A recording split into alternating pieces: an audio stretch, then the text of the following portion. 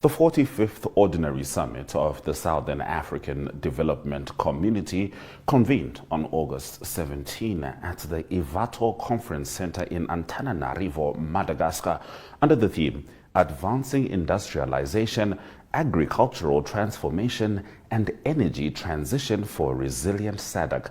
Madagascar's President Andry Rajoelina assumed the SADC chairmanship from Zimbabwe's President Emmerson Mnangagwa, signaling a renewed focus on regional cohesion. Attending leaders include Namibia's Netumbo Nandi-Ndaitwah, Tanzania's Samia Suluhu Hassan, Botswana's Duma Boko, Zambia's Hakainde Hichilema, Malawi's Lazarus Chakwera, South Africa's Cyril Ramaphosa, Mozambique's Daniel Chapo, and Eswatini's King Mswati III. Nandi-Ndaitwah will be delivering her maiden address stressing sustainable youth employment, food security, and regional cooperation as central pillars for growth. Delegates reviewed the SADC Regional Indicative Strategic Development Plan 2020 to 2030, focusing on industrial capacity, modernized agriculture, and inclusive energy transitions to strengthen resilience. Madagascar, celebrating 2 decades of membership, aims to consolidate its diplomatic influence while fostering integration. The summit was preceded by SADC Industrialization Week and the SADC USA Dialogue Forum, which encouraged economic collaboration and diplomatic exchanges.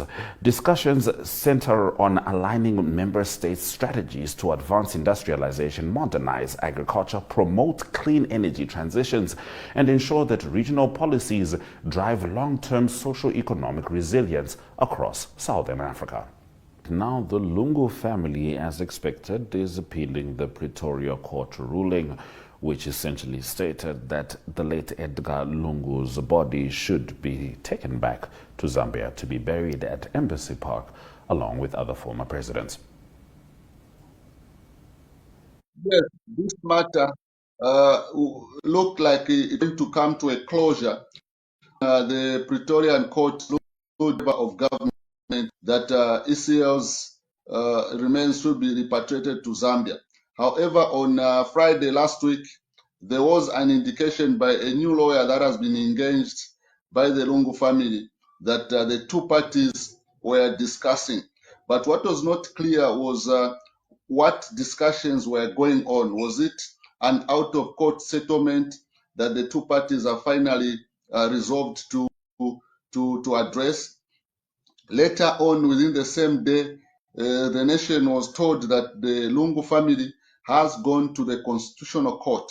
Now, what is interesting here is that the procedure in terms of court cases, you move from the High Court, you go to the Supreme Court, then you go to the highest court of the land.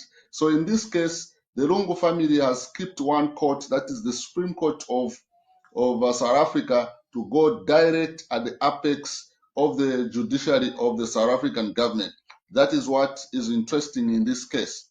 Then also another case that is interesting about this matter is that since the death of President Edgar Lungu 2 months ago, President Hakainde Hichilema, as Zambia's chief marketing officer, he has not traveled out of the country for the last 2 months because he did told the nation that he cannot be traveling for international engagements before the matter of Mr. Edgar Lungu is brought to an end. That's how crucial this case is here in Zambia. Just yesterday, the SADC held a government summit in Madagascar. President Hakainde Hichilema was there. Even the other summit that was before this one in Madagascar, he also did not attend. That's how crucial, and people are expecting this matter to be resolved. So today, Zambians are expecting that the appeal that was pushed by the Lungu family, something new is going to come up. But with it going to the Constitutional Court, it looks like it is going to be a long way to conclude this matter.